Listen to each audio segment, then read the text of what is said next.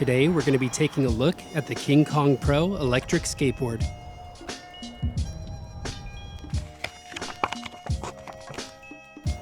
This board is carbon fiber wrapped and weighs about 15 pounds.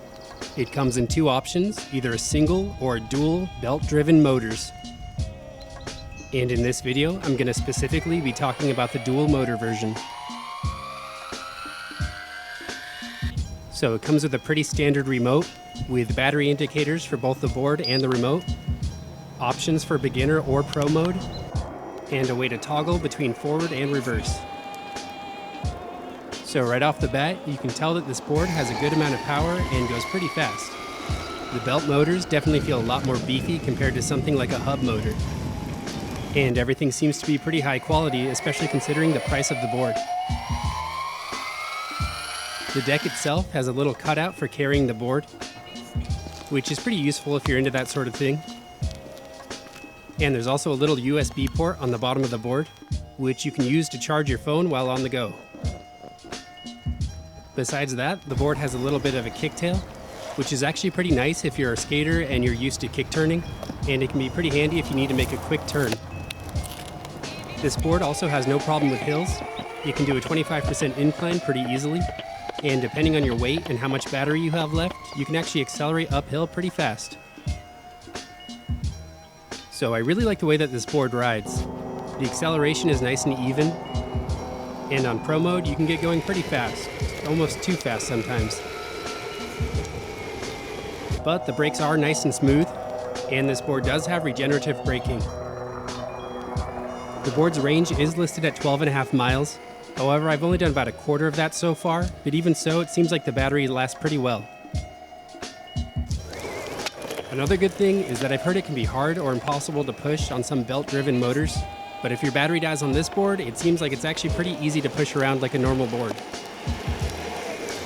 And that, combined with the ability to kick turn, can actually make this board sort of feel like a normal skateboard.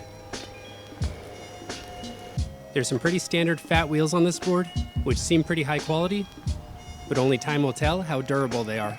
And one thing I should mention that a few people might not be too into are that because of the carbon fiber wrap and the small size of this board, it's not really going to have any flex like your standard longboard style electric skateboard, which depending on what you're into could be a pro or a con.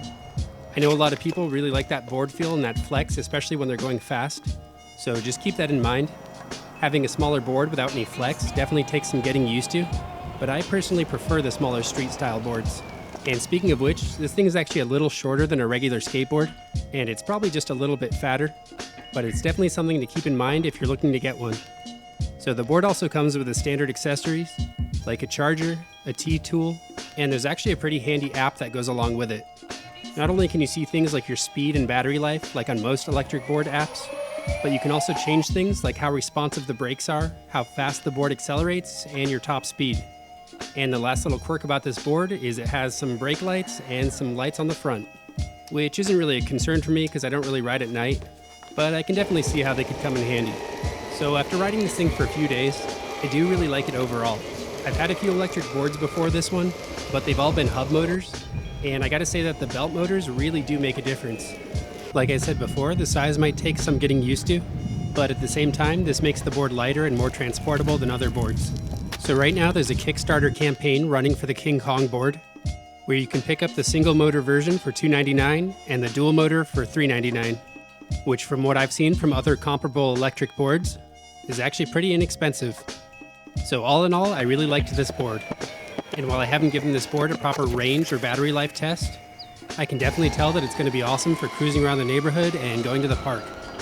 So if this sounds like something you're interested in, you can check out the link to the Kickstarter down below, which runs for about another month. As always, I'd like to thank my Patreon pledgers for keeping it real. And I'd like to thank you for watching, and you can like and subscribe if you want.